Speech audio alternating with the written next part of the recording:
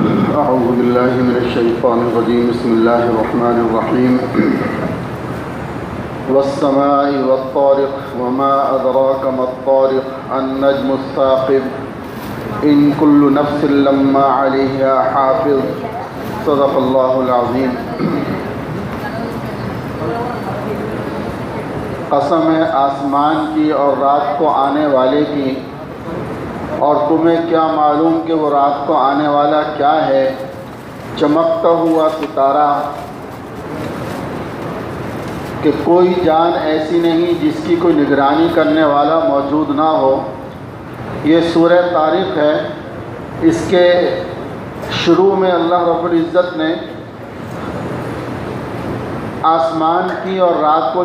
چمکنے والے ستارے کی قسم کھائی ہے، اور فرمایا کہ ہر انسان پر اللہ کی طرف سے نگہبان فرشتے مقرر ہے۔ حافظ کا معنی ہے نگران بھی ہے اور محافظ بھی، یہاں دونوں معنی کیے جا سکتے ہیں کہ ہر انسان کے ساتھ ایسے فرشتے لگے ہوئے ہیں جو اس کے اعمال کی نگرانی کرتے ہیں، اور جب تک اللہ تعالیٰ چاہے اس کی حفاظت بھی کرتے ہیں۔ پھر اس میں انسان کی تخلیق سے اس کی دوسری زندگی پر استدلال ہے۔ اگلی آیات میں بتایا گیا ہے کہ قیامت کے دن جب انسان عدالت الہیہ کے روبرو کھڑا ہوگا تو اس کے پوشیدہ راز ظاہر کر دیے جائیں گے۔ اللہ اکبر۔ اس کے بعد پھر آخر میں قرآن کی صداقت اور اس کے قول فیصل ہونے پر قسم کھائی ہے اور کفار کو وعید سنائی ہے کہ انہ لقول فصل وما هو بالهزل انہم یکیدون کیدا واکید کیدا فمہل الکافرین امہلہم رویدا۔ اسی پر اس صورت کا جو ہے وہ اختتام ہوتا ہے۔ اس کے بعد ہے سورہ اعلیٰ، سبح اسم ربک الاعلیٰ۔ اس میں اللہ سبحانہ و تعالی نے ابتدائی آیات میں اللہ کی ذات و صفات کے اعتبار سے اس کی تسبیح و تقدیس بیان کرنے کا حکم ہے کہ سبح اسم ربک الاعلیٰ، کہ وہ ذات کون ہے؟ الذی خلق فسوی، جس نے سب کچھ پیدا کیا اور ٹھیک ٹھیک بنایا، والذی قدر فہدی، اور جس نے ہر چیز کو ایک خاص انداز دیا، پھر راستہ بتایا کہ اللہ سبحانہ و تعالی کی تسبیح و تقدیس کا بیان ہے۔ اس کے بعد یہ فرمایا کہ انسان کو کیسی پرکشش صورت یعنی خوبصورت صورت اس کو عطا فرمائی ہے، اور سعادت اور ایمان کا راستہ دکھایا۔ پھر اس میں اس کے حفظ کے آسان ہونے کی بشارت سنائی ہے، اور نبی کریم صلی اللہ علیہ وسلم کو یہ صورت حکم دیتی ہے کہ آپ نفوس کی اصلاح اور اخلاق کی درستگی کے لیے قرآن کے ذریعے نصیحت کیجیے کہ جن کے دل میں خوف خدا ہوگا وہ ضرور نصیحت قبول کریں گے۔ آخر میں صورت کے اختتام پر بتایا گیا ہے کہ جو شخص اپنے نفس کو گناہوں کی آلائش سے پاک کر لے گا کہ قد افلح من تزکا وذکر اسم ربہ فصلی،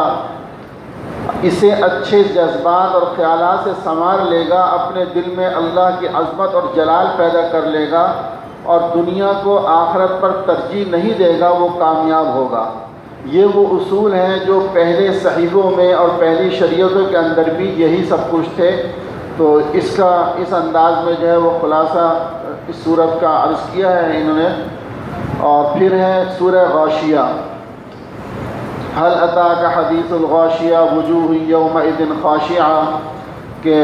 اس میں قیامت کے ناموں میں سے غاشیہ ایک نام ہے،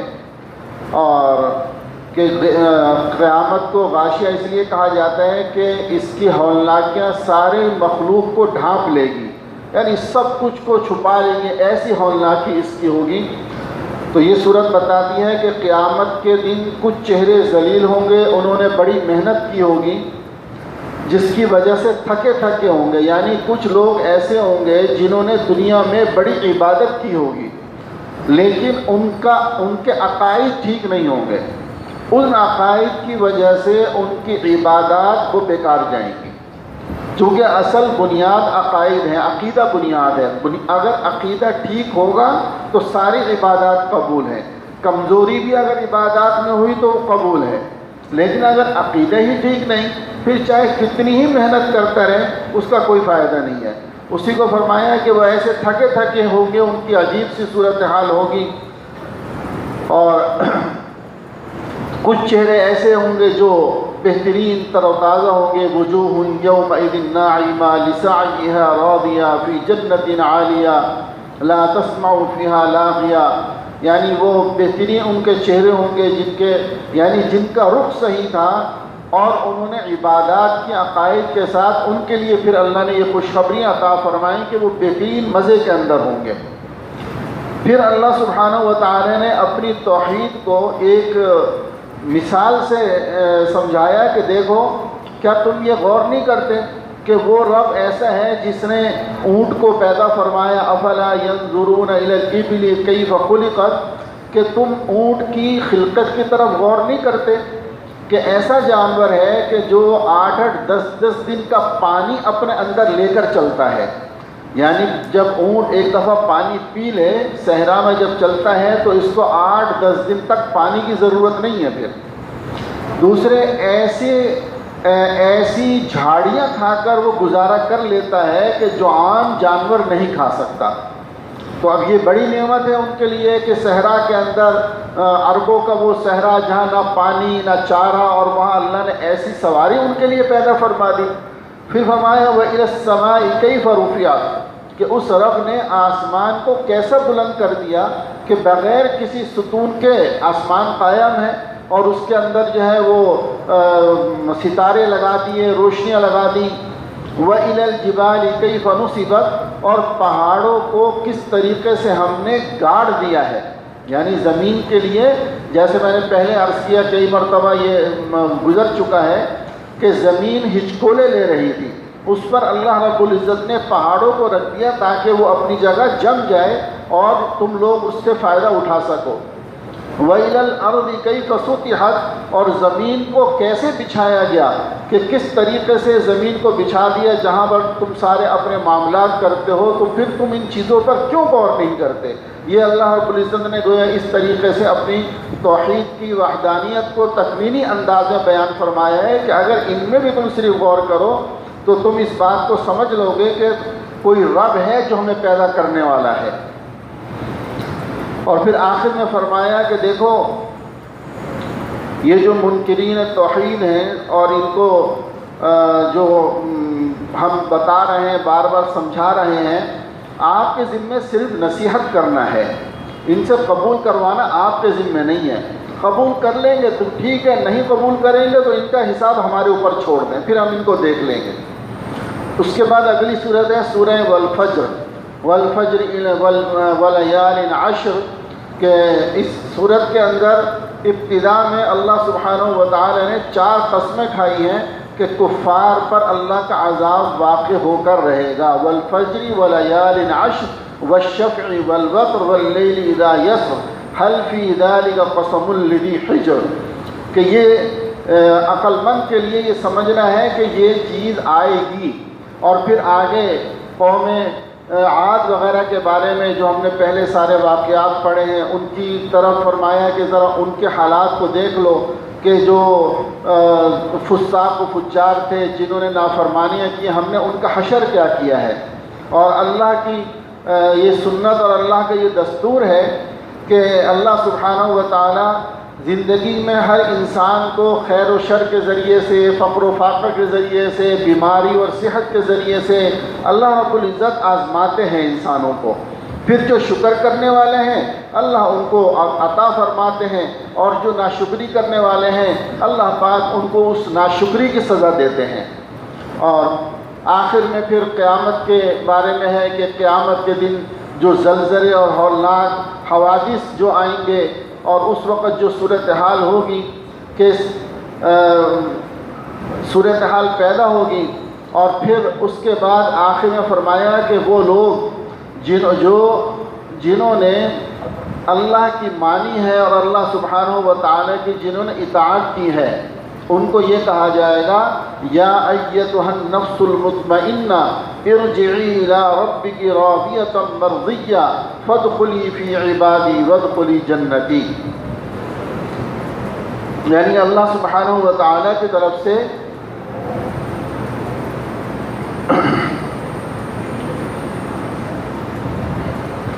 غالباً کل یا پرسوں کے درس میں یہ گزرا ہے کہ انسان کا جو نفس ہے وہ 3 قسم کا ہے، نفس امارہ، نفس لوامہ اور تیسرا نفس مطمئنہ۔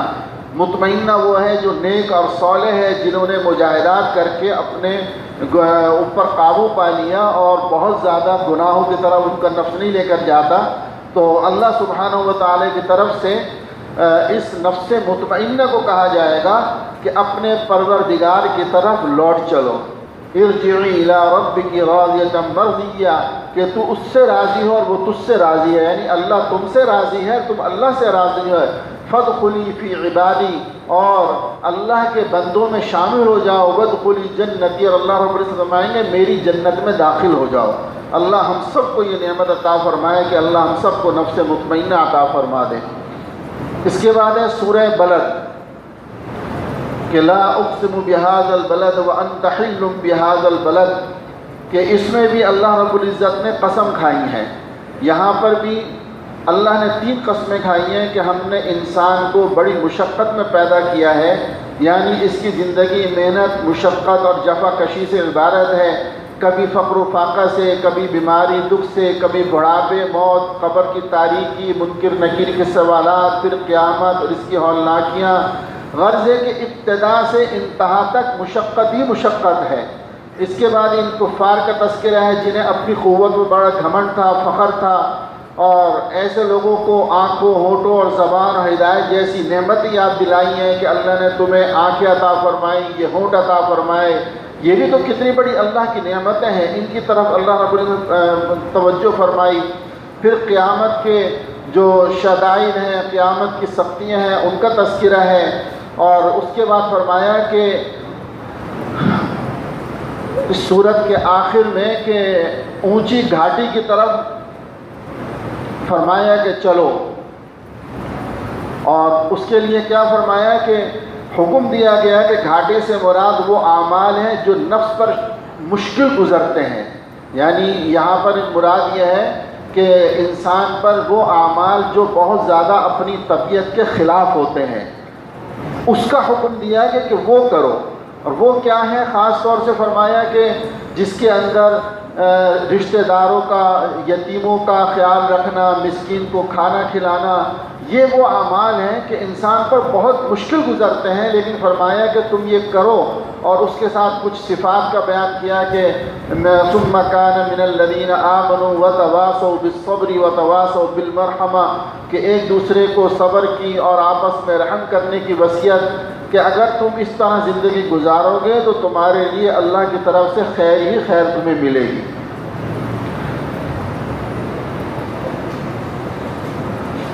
پھر آگے ہے سورہ والشمس وضحاہا، سورہ شمس ہے،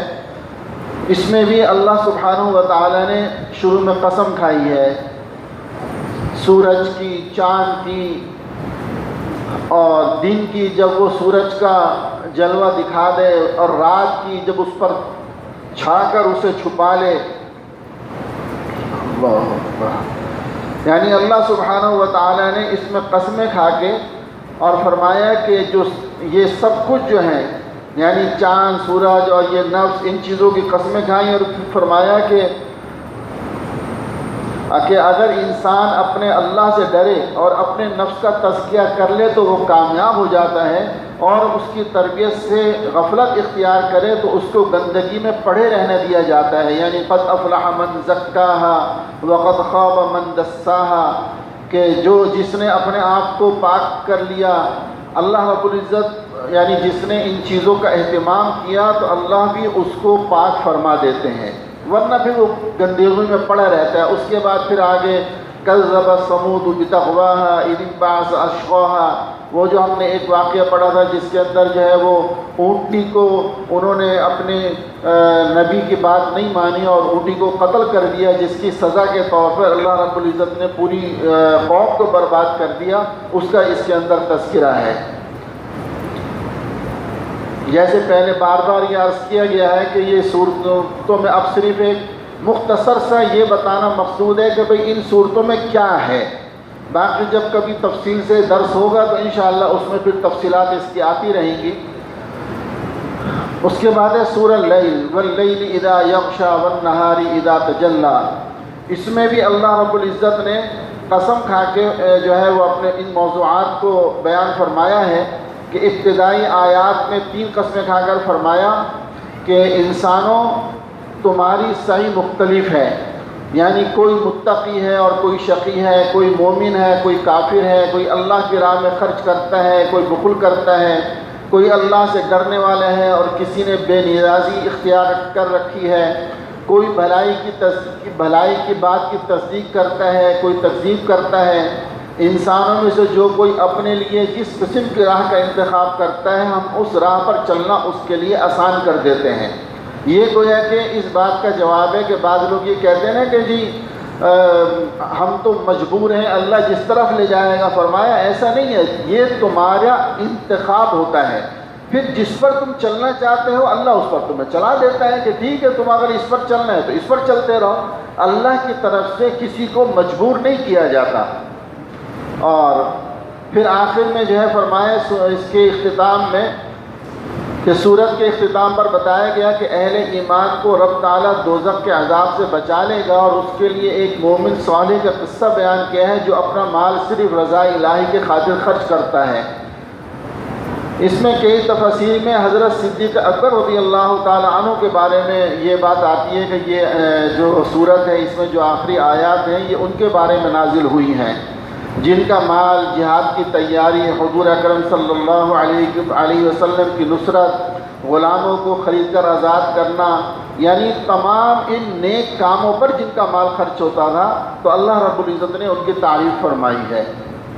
اس کے بعد آ جاتی ہے میرے دوستو سورہ والضحیٰ واللیل اذا سجا، کہ جس میں اللہ نے قسم کھا کر جو ہے وہ فرمایا کہ اس کا مختصر سے یوں سمجھ لیں کہ ایک موقع کے اوپر ایسا ہوا کہ کسی بات پہ اللہ کے نبی علیہ الصلوۃ والسلام نے یہ فرمایا کہ یہ میں آپ کو تمہیں بعد میں بتاؤں گا، اور پھر کچھ دن وحی بند رہی اور اللہ کے نبی پریشان ہو گئے۔ تو اس وقت یہ جو ہے اس میں کچھ آیات نازل ہوئی کہ فرمایا کہ اللہ نے نہ تو آپ کو چھوڑا ہے نہ ہی آپ سے ناراض ہوا ہے۔ آپ صلی اللہ علیہ وسلم کے مخالفین اگر حسد اور دشمنی کی بنا پر ایسی باتیں کرتے ہیں تو یہ قطعاً جھوٹ بولتے ہیں۔ آپ صلی اللہ علیہ وسلم کو اس میں 2 بشارتیں، عظیم بشارتیں دی گئیں۔ پہلی یہ کہ آپ صلی اللہ علیہ وسلم کا مستقبل حال موجود سے بہتر ہوگا، اور یا یہ کہ آپ صلی اللہ علیہ وسلم کی آخرت دنیا سے بہتر ہوگی۔ دوسری یہ فرمایا کہ اللہ آپ صلی اللہ علیہ وسلم کو دنیا اور آخرت میں اتنا عطا کرے گا کہ آپ صلی اللہ علیہ وسلم خوش ہو جائیں گے۔ اور اس کے بعد پھر 3 احسانات اللہ سبحانہ و تعالی نے بیان فرمائے کہ الم یجدک یتیما فآویٰ، کہ اے نبی آپ صلی اللہ علیہ وسلم آپ یتیم تھے، ہم نے آپ کو ٹھکانہ دیا، آپ دین سے بے خبر تھے، ہم نے آپ کو راستہ دکھایا، آپ تنگدست تھے، ہم نے آپ کو غنی کر دیا۔ اور پھر ان انعامات پر آگے یہ تاکید فرمائی کہ آپ شکر کے طور پر یہ کرنا چاہیے کہ یتیم پر سختی نہ کیجیے، سائل کو نہ جھڑکیے، اور اپنے رب کی نعمتوں کو تذکرہ کیا کریں۔ یعنی ایک طرف یہ بتایا کہ ہم نے یہ تمہیں عطا فرمایا، اور پھر فرمایا کہ دیکھو اس کا شکر کے طور پہ یہ کرو تم۔ تو یہ دوستو گویا کہ یہ اللہ نے اپنے نبی کو نہیں بلکہ پوری امت کے لیے یہ حکم ہے کہ ہم نے تمہیں اتنا کچھ دیا ہے، اتنی نعمتیں دی ہیں، لہذا تم ان نعمتوں میں سے یتیموں کا بھی حق رکھو، ان کو بھی دو، سائل کو بھی نہ جھڑکو، اور اپنے رب کی نعمتوں کا شکر ادا کرتے رہو۔ اس کے بعد میرے دوستو سورہ انشراح ہے، الم نشرح لک صدرک ووضعنا عنک وزرک، کہ جس کے اندر حضور اکرم صلی اللہ علیہ وسلم پر اللہ کے 3 احسانات یعنی شرح صدر، کہ اللہ نے آپ صلی اللہ علیہ وسلم کے دل کو حکمت و نور سے بھر دیا اور ہر قسم کے گناہوں اور گندگی سے پاک کر دیا۔ آپ صلی اللہ علیہ وسلم سے اس بوجھ کو ہٹا دیا جس نے آپ کی کمر کو بوجھل رکھا تھا، اور آپ کا ذکر بلند کر دیا، کہ آپ دیکھیں جہاں پر اذان ہو، اقامت ہو، نماز ہو، ہر جگہ اللہ رب العزت نے اپنے نام کے ساتھ اپنے محبوب کا نام رکھا ہے کہ بغیر محبوب کے تذکرے کے کام ہی پورا نہیں ہوتا۔ آپ نماز پڑھ لیں، تشہد کے اندر جہاں جو ہے وہ اتحیات ہے، درود شریف ہے، اور اسی طرح اذان اقامت میں آپ دیکھ لیں ہر جگہ جہاں اشہد ان لا الہ الا اللہ وہاں اشہد ان محمد رسول اللہ۔ تو اس چیز کا اور پھر فرمایا آخر میں فَإِذَا فَرَغْتَ فَانصَبْ وَإِلَىٰ رَبِّكَ فَارْغَب، یعنی ہم نے تمہیں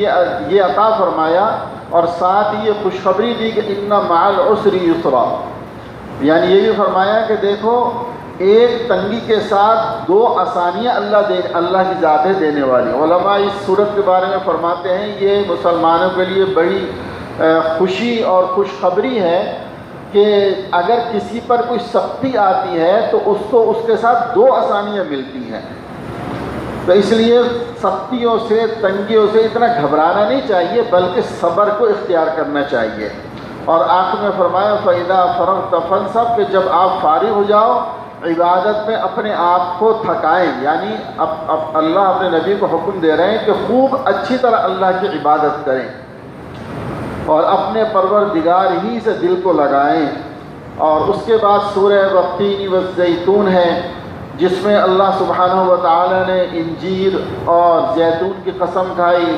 اور طور سینا پہاڑ کی اور بلد امین کی، اور پھر یہ فرمایا کہ اللہ سبحانہ و تعالی نے انسان کو مکرم بنایا ہے، اس کی تکریم کا بیان ہے، لیکن جب انسان اپنا خود خیال نہ کرے اور وہ گندگیوں میں پڑ جائے تو پھر اللہ رب العزت اس کو اسفل سافلین میں ڈال دیتے ہیں۔ لہٰذا انسانوں میں مکرم وہ ہے الا الذین آمنوا وعملوا الصالحات، کہ جو ایمان والا ہے اور اعمال صالحہ والا ہے۔ یعنی اللہ نے تو انسان کو بہتر بنایا تھا، اشرف المخلوقات بنایا تھا، لیکن جب اس نے اللہ رب العزت کو نہیں مانا، اس کی توحید کو نہیں مانا، تو پھر اللہ رب العزت نے اس کو ثم رددناہ اسفل سافلین، کہ ایسے رذیل اس کو بنا دیا۔ لیکن اس کے باوجود جنہوں نے اعمال کیے، صالح اعمال کیے، اللہ نے ان کا مرتبہ عطا فرما دیا۔ سورۃ العلق، اس میں اللہ سبحانہ و تعالی نے انسان کی تخلیق اللہ کی حکمت سے جو ہوئی ہے، اور پھر اللہ رب العزت نے قراءت کتابت کے ذریعے سے انسان کو تمام مخلوقات پر فضیلت دی، اور مال و دولت کی وجہ سے اللہ کے حکموں کے سامنے سرکشی، ان کی نعمتوں کا انکار، انسان کے غرور اور سرکشی کی ایک اہم وجہ مال و دولت بھی ہے۔ جب پیٹ اور خزانہ بھرا ہوا ہو تو وہ نہ انسان کو انسان سمجھتا ہے اور نہ خدا کو معبود سمجھتا ہے۔ یعنی اس کے شروع میں یہ وہ صورت ہے جس کی پہلی جو 5 آیات ہیں، اقرأ بسم ربک الذی خلق خلق الانسان من علق اقرأ وربک الاکرم الذی علم بالقلم علم الانسان ما لم یعلم۔ سب سے پہلی جو وحی ہے وہ یہ 5 آیات ہیں، سب سے پہلی وحی کہ یہ 5 آیات نازل ہوئی اللہ کے نبی صلی اللہ علیہ وسلم پر، جس میں اللہ سبحانہ و تعالی نے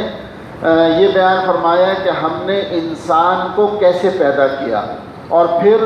قلم تمہیں عطا کیا، یعنی تمہیں علم کی دولت عطا فرمائی قلم اور کتابت کے ذریعے سے۔ یہ اتنی بڑی دولت ہے اور اتنا بڑا اللہ کا احسان ہے امت کے تمہارے اوپر کہ جو اس سے پہلے اس طرح سے نہیں ہوا۔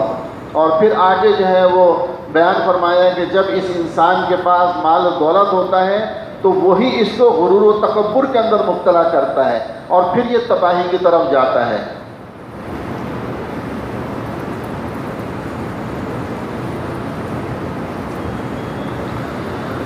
اللہ اکبر۔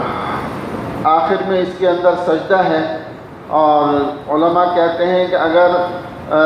آیت سجدے کا اردو ترجمہ بھی پڑھے تو پھر اس کو سجدہ کرنا چاہیے۔ سورۃ القدر،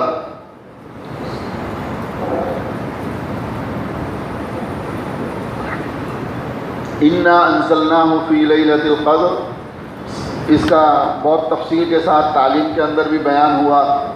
کہ اللہ رب العزت نے اس میں لیلۃ القدر کا بیان فرمایا ہے کہ لیلۃ القدر جو 83 سال کی عبادت ہے، ایک رات جس کو مل جاتی ہے اور جس کے اندر فرشتے اترتے ہیں اور سلام کی آوازیں لگتی ہیں، ساری رات اللہ کی طرف سے جو ہے وہ فرشتے گشت کرتے رہتے ہیں اور سلامتی بھیجتے رہتے ہیں، یہاں تک کہ طلوع فجر تک یہی صورتحال رہتی ہے۔ اور یہ لیلۃ القدر عمومی طور پہ طاق راتوں میں، یعنی 21، 23، 25، 27، 29، لیکن علماء فرماتے ہیں کہ آخری عشرے میں ضروری نہیں ہے بہت، یعنی یہ فیصلہ نہیں ہے کہ طاق میں ہو، اس کے علاوہ بھی ہو سکتی ہے، لہٰذا آخری عشرے میں سے ہر رات کو عبادت کرنا اور اللہ سے مانگتے رہنا، کوشش کرنا کہ جو بھی چھوٹی بڑی کام عبادت کر سکو اس سے گریز نہ کرو، کہ نہ معلوم کون سی رات ہو کہ جو اللہ پاک نصیب فرما دے اور اللہ پاک قبول فرما لے تو کیا ہی بات ہے۔ الحمدللہ اللہ سے دعا ہے کہ جتنے ہمارے یہاں معتکف ساتھی بیٹھے ہیں اور جتنے لوگوں نے اس میں محنت کی ہے، اللہ سب کو یہ رات عطا فرما دے۔ سورہ بینہ، اللہ اکبر،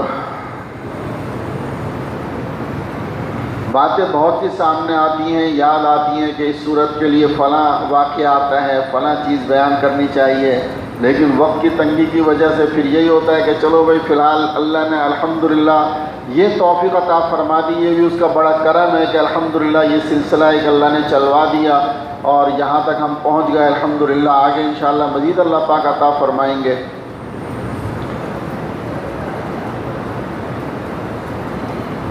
اہل کتاب جو ہیں، جیسے ہم نے پہلے بھی پڑھا کہ یہودی اور عیسائی وغیرہ، خاص طور سے یہودی، وہ آخری نبی کے انتظار میں تو تھے جو ان کو اپنی کتابوں سے پتہ چلتا تھا، لیکن وہ اس انتظار میں تھے کہ آخری نبی بنو اسرائیل سے ہو، یا ہوگا کہ ہماری جو پہلے نبوت کا سلسلہ چلا آ رہا ہے، لیکن جب یہ ہوا کہ وہ نبی ان میں سے نہ ہوئے، بنو اسماعیل میں سے جو ہے نبی اللہ نے بنا دیے، تو اب انہوں نے ہٹ دھرمی اور بغض و عناد کی وجہ سے رسول اللہ صلی اللہ علیہ وسلم کے ساتھ ہر موقع پر اختلاف کیا، ورنہ یہ جانتے تھے کہ یہ اللہ کے نبی ہیں، اور پھر 40 سال کی عمر اس قوم کے اندر گزری کہ جو اپنی زبان سے کہتے تھے کہ آپ امین بھی ہیں، آپ جو ہے وہ شجاع بھی ہیں، آپ سخی بھی ہیں، آپ ہمدرد بھی ہیں، یعنی جتنی اچھی صفات کسی انسان میں ہونی چاہیے وہ ساری کی ساری صفات رسول اللہ صلی اللہ علیہ وسلم کے اندر باتم موجود ہیں، لیکن اس کے باوجود جب آپ نے اعلان کیا تو یہی بدبخت جو ہے وہ مخالف ہو گئے، تو صرف اور صرف بغض و عناد ہے اور کچھ بھی نہیں ہے۔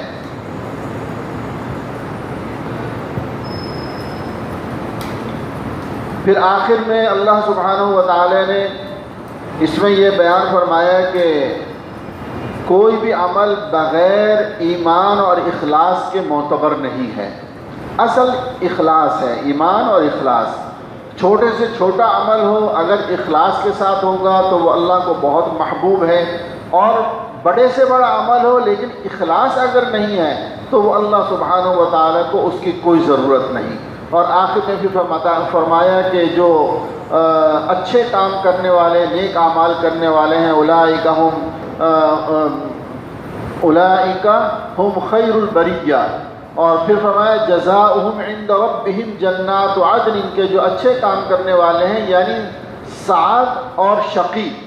اچھے وہ ہیں جن کو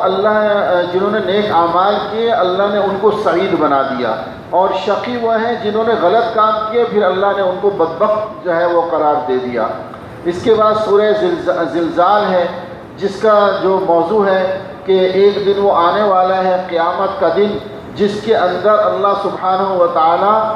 ایسی صورتحال پیدا فرمائیں گے کہ زمین اپنے اندر کی ساری چیزوں کو باہر اگل دے گی، قبروں کے اندر سے سارے باہر نکل آئیں گے،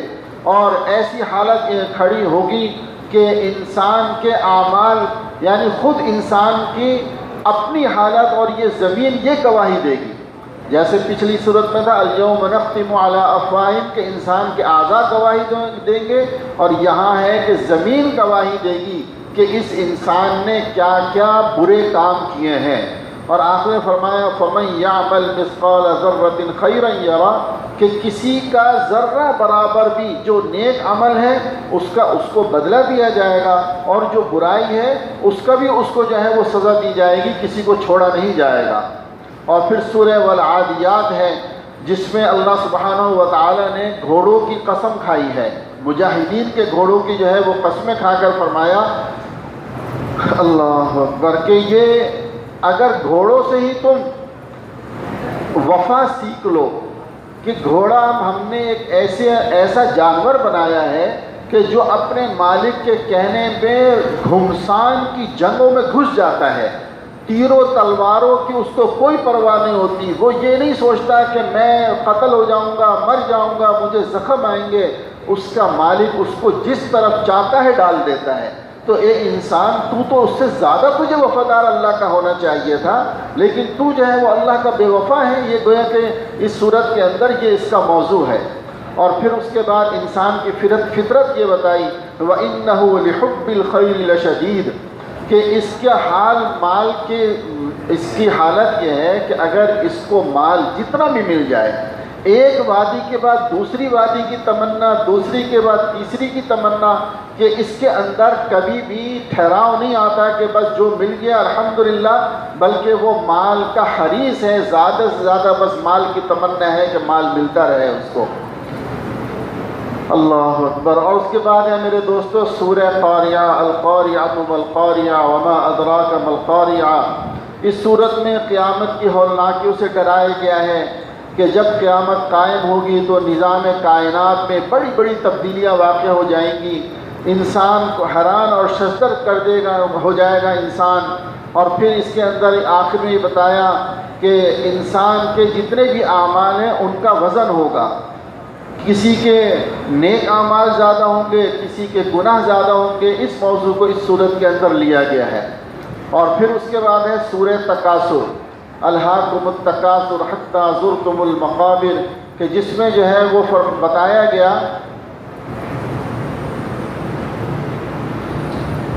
کہ بعض لوگ وہ ہیں کہ جنہوں نے دنیا ہی کی زندگی کو اپنا سب کچھ سمجھ لیا. ان کو یہ احساس نہیں ہے کہ ایک دن آ رہا ہے جس میں قبر کے اندر جانا ہے، قبر کے اندر جو حالات پیش آئیں گے وہ بھی سامنے ان کے ہونا ہے. پھر اس کے بعد تم جہنم کو دیکھو گے اور اللہ کی نعمتوں کے بارے میں سوال کیا جائے گا، اور جو نعمتیں تم نے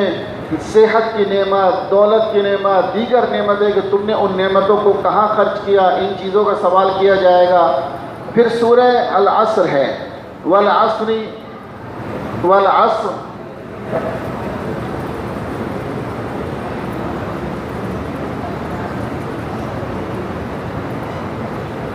جس میں اللہ سبحانہ و تعالی نے زمانے کی قسم کھا کر فرمایا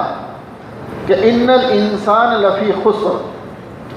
بھائی یہ معتکف ساتھی جو میرا خیال ہے اوپر دو چھتی میں بیٹھے ہوئے ان کی آوازیں تھوڑا تنگ کر رہی ہیں، اگر یہ نہیں نیچے بیٹھنا چاہتے لیکن اپنی جگہ خاموش ہو کر بیٹھیں.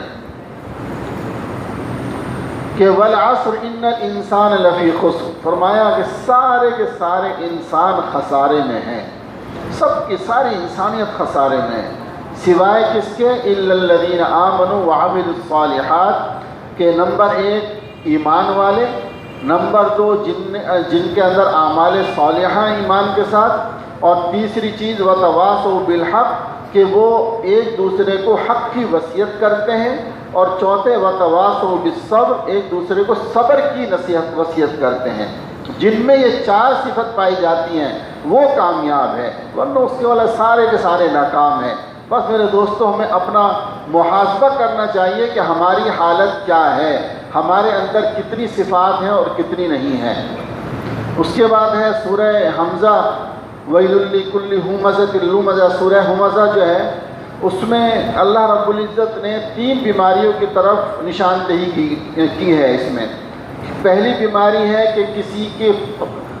پس پشت عیب بیان کرنا، جسے غیبت کہا جاتا ہے۔ دوسری بیماری ہے کسی کے اس کے حسب اور نسب، دین اور مذہب وغیرہ، شکل وغیرہ کے بارے میں اس کو طعنہ دینا، اس کے ساتھ الٹی سیدھی باتیں کرنا، مذاق اڑانا۔ یہ منافقین کی عادت تھی کہ وہ اس طرح کی باتیں کیا کرتے تھے۔ اور اسی طرح یہود و نصارہ دین کا مذاق اڑایا کرتے تھے۔ تیسری بیماری حب مال کی ہے، یعنی مال کی ایسی محبت کہ جس کی وجہ سے اللہ کے حقوق بھی ادا نہیں کرتے اور بندوں کے حقوق بھی یہ لوگ ادا نہیں کرتے۔ ان کی یہ حالت ہے جس کی وجہ سے پھر ان کا انجام جو ہے وہ برا ہوگا اور جہنم کی آگ کے اندر ان کو جو ہے وہ ڈالا جائے گا۔ اس کے بعد میرے دوستو سورہ فیل، الم تر کیف فعل ربک باصحاب الفیل، بڑا مشہور واقعہ ہے اس کے اندر کہ جس میں ابرہہ کا لشکر بیت اللہ کو نعوذ باللہ تباہ کرنے کے لیے آیا تھا، اور اس موقع پر پھر عبد المطلب وغیرہ انہوں نے جو ہے وہاں جا کر یہ کہا کہ جی ہمارے اونٹ جو تم نے لیے ہیں وہ تو ہمیں دے دو، باقی وہ جس کا گھر ہے وہ خود جو ہے اس کی حفاظت کرے گا۔ اس کو بڑا غصہ آیا، اس نے کہا ٹھیک ہے میں دیکھتا ہوں کیسے وہ مجھ سے جو ہے نا کون ہے جو اس گھر کی حفاظت کرے گا اور بچائے گا۔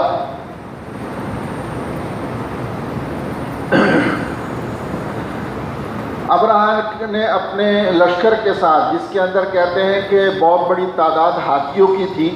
اور بہت بڑی فوج تھی، انہوں نے جب بیت اللہ کا رخ کیا تو مینا اور مزدلفہ کے درمیان ایک وادی ہے، غالباً وادی محصر کہا جاتا ہے، وہاں ان کے اوپر اللہ سبحانہ و تعالی کی طرف سے عذاب آیا اور چھوٹے چھوٹے پرندے ان پر نازل ہوئے جن کی چونچ میں بھی کنکر تھے اور ان کے دونوں پنجوں کے اندر بھی، اور وہ مارتے تھے اور وہ ان کے یعنی اوپر سے گھستا تھا نیچے سے نکلتا تھا۔ ایک تو یہ ان کا حال ہوا۔ دوسرا یہ کہ ہاتھیوں کا یہ ہوا کہ جب ہاتھیوں کو یہ بیت اللہ کی طرف لے جاتے ہیں اور جب انہوں نے بیت اللہ پر ہاتھیوں کی نظر پڑی تو سب سے آگے جو ہاتھی تھا وہ سجدے میں گر گیا، یعنی اس نے اپنا سر سجدے میں رکھ دیا۔ جب اس نے رکھا پیچھے تھا سارے ہاتھیوں نے سر رکھ دیا۔ اب یہ کوشش کرتے مار مار کر کہ جی کسی طرح ہاتھی اس طرف چلے، کوئی ہاتھی نہیں چلتا۔ اچھا پھر ابرہہ نے جو ان کا بادشاہ تھا اس نے کہا کہ اچھا کوشش کرو کہ اس کو دیکھو یمن کی طرف رخ کرو۔ جب یمن کی طرف رخ کیا تو ہاتھی دوڑنے لگے، تو بدبخت کہتا ہے یہ ہاتھی بھی بے دین ہو گئے، کہتے ہیں یہ ہاتھی بھی بے دین ہو گئے اور چھوڑو ان کو، ہم خود چل کے جو ہے نا وہ بیت اللہ کو نعوذ باللہ اکھاڑے کے تباہ کریں گے۔ جب یہ بڑھنے لگا تو بس پھر وہ ابابیل ظاہر ہوئے، وہ پرندے۔ آج کل لوگ اس پر بحث کرتے ہیں جی وہاں پر وہ چھوٹی چھوٹی چڑیاں ہیں، وہ ان میں سے ہیں نہیں ہیں، واللہ عالم، اللہ ہی بہتر جانتے ہیں کہ وہ ہیں یا نہیں ہیں۔ لیکن اس طریقے سے اللہ نے ان کو جو ہے وہ ایسا ہمیشہ کے لیے جو ہے وہ صفحہ ہستی سے مٹایا اور ان کو عبرت کا نشان بنا دیا۔ اس کے بعد سورہ قریش ہے دوستو۔ سورہ قریش میں اللہ سبحانہ و تعالی نے فرمایا کہ دیکھو تم لوگوں کو اللہ نے یہ نعمت عطا فرمائی کہ تمہارے قافلے گرمی میں سردی میں تجارتی قافلے جاتے ہیں یمن کی طرف، شام کی طرف، اور تمہارا روب ایک ایسا اللہ نے دوسرے لوگوں پر قائم کیا ہوا ہے کہ وہ تمہیں کوئی چھیڑتا نہیں ہے سفر میں۔ تو یہ کتنی بڑی نعمت ہے کہ تم آسانی سے آ رہے ہو جا رہے ہو، لہٰذا تمہیں چاہیے کہ فَلْيَعْبُدُوا رَبَّ هَذَا الْبَيْتِ، کہ تم اس کے شکرانے میں اس رب کعبہ کی جو ہے وہ عبادت کرو، لیکن تم لوگ نہیں کرتے۔ تو یہ موضوع اس سورت کا ہے۔ اس کے بعد ہے سورہ ماعون، جس میں اللہ سبحانہ و تعالی نے أَرَأَيْتَ الَّذِي يُكَذِّبُ بِالدِّينِ فَذَلِكَ الَّذِي يَدُعُّ الْيَتِيمَ، کہ کیا تم نے اسے دیکھا جو سزا اور جزا کو جھٹلاتا ہے، وہی تو ہے جو یتیم کو دھکے دیتا ہے اور مسکین کو کھانا دینے کی ترغیب نہیں دیتا۔ یعنی اس صورت میں اللہ سبحانہ و تعالی نے اس موضوع کو بیان فرمایا ہے کہ وہ کافر جو قیامت کے دن پر ایمان نہیں رکھتے، یتیموں کے حقوق دبا لیتے ہیں، ان کے ساتھ سختی کا معاملہ کرتے ہیں، غربا مساکین کو نہ خود کھلاتے ہیں نہ دوسروں کو کھلانے کی ترغیب دیتے ہیں، اور نہ اللہ کے بندوں کے ساتھ صحیح معاملہ کرتے ہیں نہ اللہ کے ساتھ صحیح معاملہ کرتے ہیں۔ دوسرا گروہ منافقین کا ہے، ان کی 3 صفات یہاں بیان فرمائیں کہ یہ ان کی حالت یہ ہے کہ یا تو نماز ادا ہی نہیں کرتے، اور اگر نماز ادا کرتے ہیں تو وقت کے ساتھ ادا نہیں کرتے، خشوع خضوع کے ساتھ یہ لوگ نماز نہیں پڑھتے۔ اس لیے فرمایا فَوَيْلٌ لِّلْمُصَلِّينَ الَّذِينَ هُمْ عَن صَلَاتِهِمْ سَاهُونَ الَّذِينَ هُمْ يُرَاءُونَ وَيَمْنَعُونَ الْمَاعُونَ۔ تیسری صفت یہ بیان فرمائی کہ یہ بخیل ہیں، معمولی چیزیں دینے سے بھی انکار کرتے ہیں، یعنی وہ چیزیں جو عام طور پر آس پڑوس والے ایک دوسرے کو استعمال کے لیے دے دیتے ہیں، یہ اتنے بخیل ہیں کہ اس سے بھی انکار کرتے ہیں۔ پھر اس کے بعد سورہ کوثر ہے۔ اللہ اکبر۔ ایک تو اللہ سبحانہ و تعالی نے اپنے نبی کو یہ خوشخبری عطا فرمائی کہ ہم نے آپ کو کوثر عطا کی۔ کوثر علماء نے اس کے کئی مطلب بیان کیے ہیں۔ ایک تو یہ ہے کہ وہ حوض کوثر جہاں پر اللہ سبحانہ و تعالی جس کو اس کا جام پلا دیں گے اس کے بعد جنت میں بھی اس کو پیاس نہیں لگے گی۔ مزے کے لیے تو وہ پیے گا، شراب بھی پیے گا، وہاں کی شہد بھی، دودھ بھی، پانی، لیکن پیاس نہیں لگے گی اس کو، جس کو جام کوثر مل جائے گا۔ اور فرمایا اس حوض کوثر پر اتنے برتن ہوں گے جتنے آسمان کے ستاروں کی سے بھی زیادہ تعداد میں وہاں پر جام ہوں گے، جو اللہ کے رسول علیہ الصلوۃ والسلام بھر بھر کر اپنی امت کو پلائیں گے۔ دوسری تفسیر یہ ہے کہ ہر بھلائی، خیر کثیر، یعنی ہر بھلائی جو ہے اللہ نے اپنے نبی کو عطا فرمائی ہے۔ اس کے اندر حوض کوثر بھی ہے اور اس میں قرآن کریم بھی ہے، اس میں تمام خیریں ہیں کہ اللہ کی طرف سے یہ گویا کہ نعمت کا اظہار ہے اپنے نبی کے لیے کہ ہم نے آپ کو حوض کوثر، ہم نے خیر کثیر آپ کو عطا کی ہے، اور اس کے لیے اس کے شکر میں کیا ہے کہ فَصَلِّ لِرَبِّكَ وَانْحَرْ، کہ آپ نماز پڑھیں اپنے رب کی اور قربانی کریں۔ اِنَّ شَانِئَكَ هُوَ الْأَبْتَرُ۔ اس کے ایک موضوع اور اس صورت کا یہ ہے کہ نعوذ باللہ یہ جو بدبخت یہودی وغیرہ تھے، جب انہوں نے یہ دیکھا کہ کسی طریقے سے اللہ کے رسول علیہ الصلوۃ والسلام آپ ہماری بات ہی نہیں مان رہے، مستقل لگے ہوئے ہیں اور آپ کی دعوت عام ہوتی جا رہی ہے، تو پھر ایک دوسرے کو یہ کہتے تھے ارے فکر مت کرو، تھوڑے دن کی بات ہے، چونکہ ان کی کوئی اولاد تو ہے نہیں، یعنی کوئی بیٹا تو ہے نہیں، تو نسل تو چلتی ہے بیٹے سے، لہذا جب ان کی اولاد نہیں ہے تو خود بخود کچھ عرصے میں نعوذ باللہ ان کا نام ہی ختم ہو جائے گا، کوئی نام لینے والا ہی نہیں رہے گا۔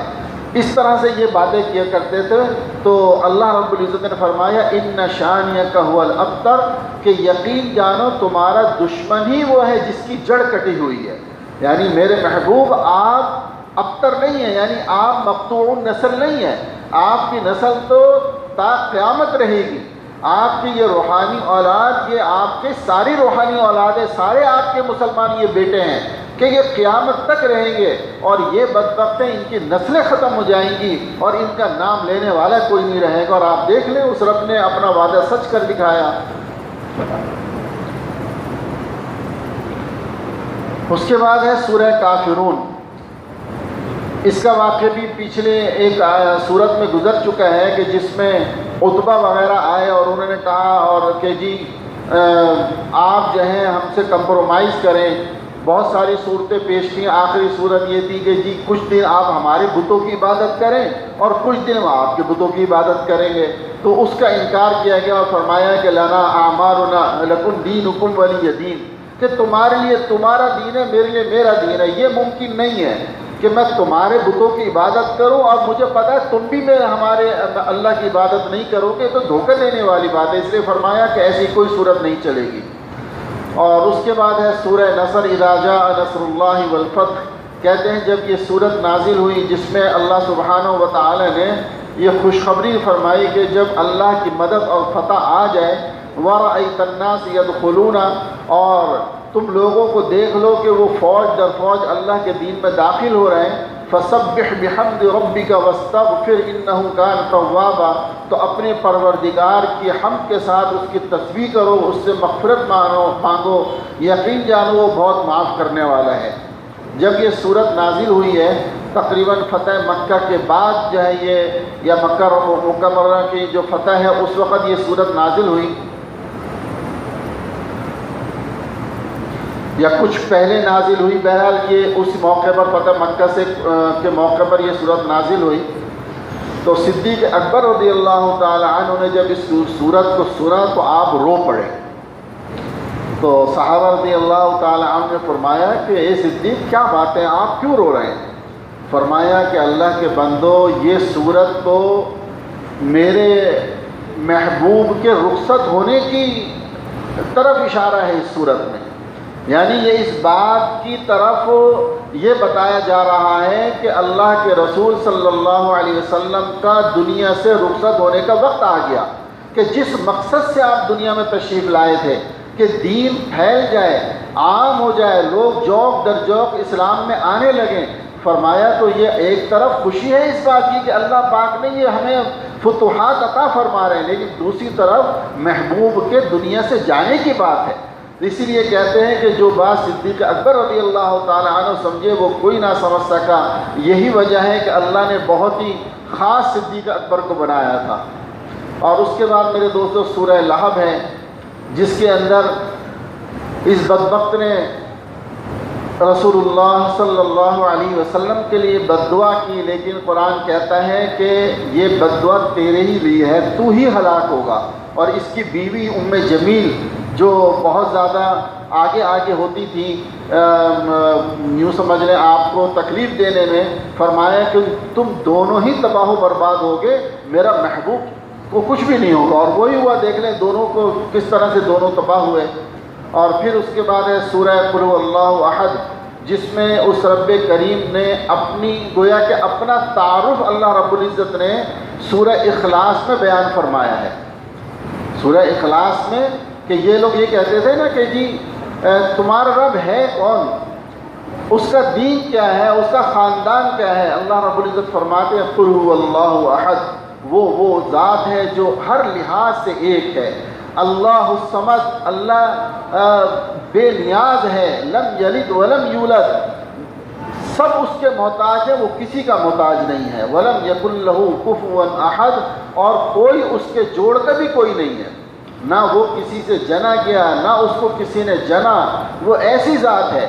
یہاں علماء نے تھوڑی سی تفسیر اس کی فرمائی کہ دیکھو توحید وہ گویا کہ 3 قسم کی توحید ہے۔ توحید ربوبیت کہ تمام مخلوق کو پیدا کرنے والی جو ذات ہے وہ اللہ کی ہے اور اللہ ہی ان کا رازق ہے۔ اس کی یہ بات تو سارے کافر بھی مانتے ہیں،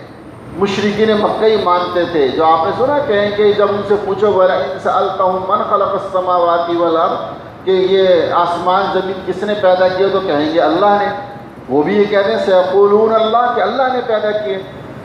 دوسری جو ہے قسم توحید ہے جس کو توحید الوہیت کہا جاتا ہے،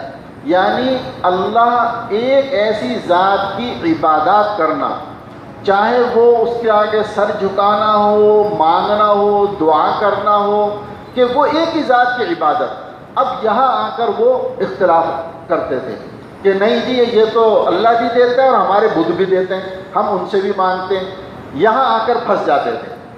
تیسری چیز ہے جس کو توحید کے بارے میں کہا جاتا ہے کہ توحید ذات و صفات، یعنی اللہ کو اس کی ذات میں، اس کی صفات میں یہ ایک ماننا کہ جیسے وہ اللہ ذات میں ایک ہے صفات میں بھی ایک ہے۔ یعنی صفات سے مراد کیا ہے؟ جیسی اللہ کی قدرت ہے کسی اور کی قدرت نہیں ہے، جیسے اللہ رب العزت جو ہے وہ سننے والا ہے، وہ کسی اور کوئی اور ایسا سننے والا نہیں ہے، جیسے اللہ کا علم ہے کسی اور کا ایسا علم نہیں ہے۔ یہ وہ صفات ہیں کہ جس میں وہ میرا رب اکیلا ہے۔ کسی انسان میں ویسی جیسی صفت اللہ کی ہے ویسی صفت کسی انسان کے اندر ثابت نہیں کر سکتے۔ اگر وہاں یہیں آ کر عام کچھ لوگ جو ہیں وہ مار کھا جاتے ہیں کہ نہیں جی اللہ کی صفت جو ہے وہ بندوں کے اندر بھی ثابت کرنی شروع کر دیتے ہیں کہ جہاں میرا رب سن رہا ہے تو یہ قبر والا بھی میری مراد مجھے دے رہا ہے، یہ بھی میری بات سن رہا ہے۔ یعنی یہاں آ کر کے جیسے رب آپ کی مرادیں پوری کر رہا ہے ایسے کوئی اور بھی پورا کرنے والا ہے، بس یہی معاملہ خراب ہو جاتا ہے۔ اس لیے فرمایا کہ اللہ کو ایک مانو، اس کی ذات میں بھی، اس کی صفات میں بھی۔ اللہ اکبر۔ آخر میں پھر دونوں صورتیں ہیں جن کو سورہ معوذتین کہا جاتا ہے، قل اعوذ برب الفلق، قل اعوذ برب الناس۔ اللہ اکبر۔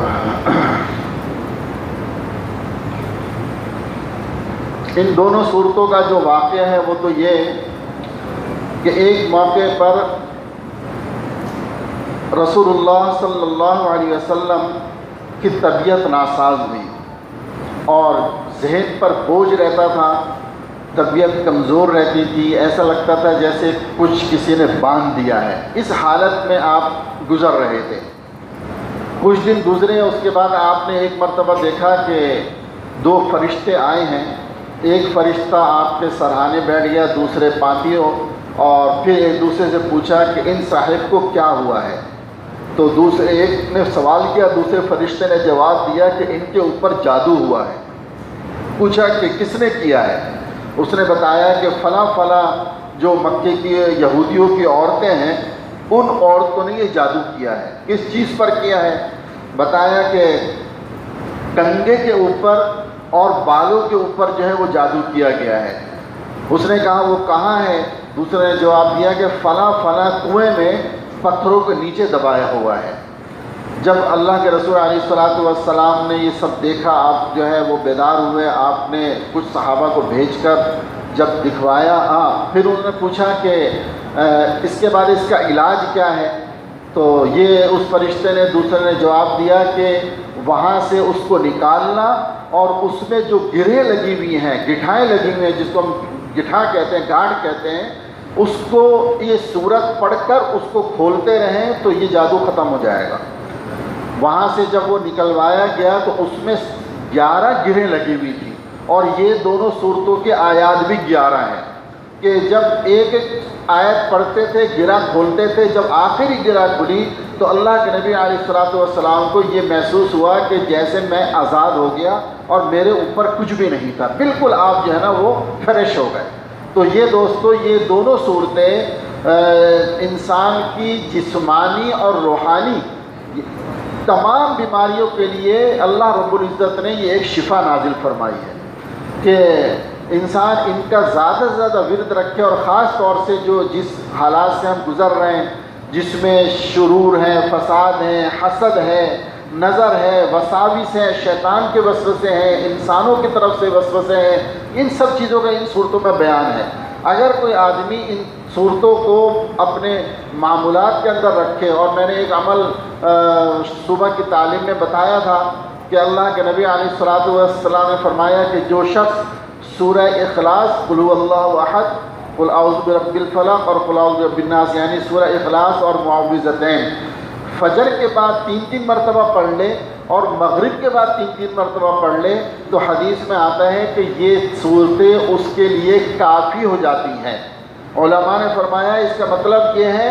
کہ اگر وہ کوئی اور عمل نہ کر سکے تب بھی کافی ہیں، اور دوسرا مطلب یہ ہے کہ ہر قسم کے حوادثات سے یہ صورتیں اس کے لیے کافی ہیں، جادو سے، جنات سے، حسد سے، آسیب سے، بری نظر سے، ان تمام چیزوں سے انشاءاللہ یہ صورتیں کافی ہیں۔ تو دوستو یہ خود بھی اس کا عمل رکھیں اور اپنے بچوں کو بھی یاد کرائیں۔ ہمارے ہاں تو الحمدللہ یہ مدرسے میں بھی معمول ہے کہ ہم فجر کے بعد، ہمارے ہاں تقریباً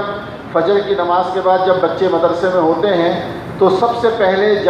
مسجد سے جانے کے بعد یہی عمل ہوتا ہے کہ یہ تینوں صورتیں پہلے 3 مرتبہ بچے پڑھتے ہیں، ایک بچہ کہلواتا ہے، سارے بچے پڑھتے ہیں۔ اس کے بعد الحمدللہ 10,000 مرتبہ درود شریف ہوتا ہے جو بچے بیٹھ کر جو ہے وہ سب اجتماعی طور پہ پڑھتے ہیں، اور اس کے بعد دعا ہوتی ہے۔ یہی عمل الحمدللہ ہمارے ہاں رات میں ہوتا ہے، مغرب کے بعد ہوتا ہے کہ بچے جب یہاں سے مسجد سے جاتے ہیں 3 مرتبہ پہلے یہ صورتیں پڑھتے ہیں، اس کے بعد 10,000 مرتبہ درود شریف جو ہے وہ پڑھتے ہیں، اور پھر اجتماعی دعا ہوتی ہے۔ اسی میں الحمدللہ بہت سارے ہمارے مریض جو اپنے دعائیں لکھوا دیتے ہیں، بہت پریشان حال بیچارے، اس رب کا بڑا فضل ہے کہ الحمدللہ اللہ پاک ان کے مسائل کو حل فرما دیتے ہیں۔ بہرحال اس صورت کے اوپر آج اللہ اکبر محض اس رب کا فضل و کرم ہے، محض اس کا فضل ہے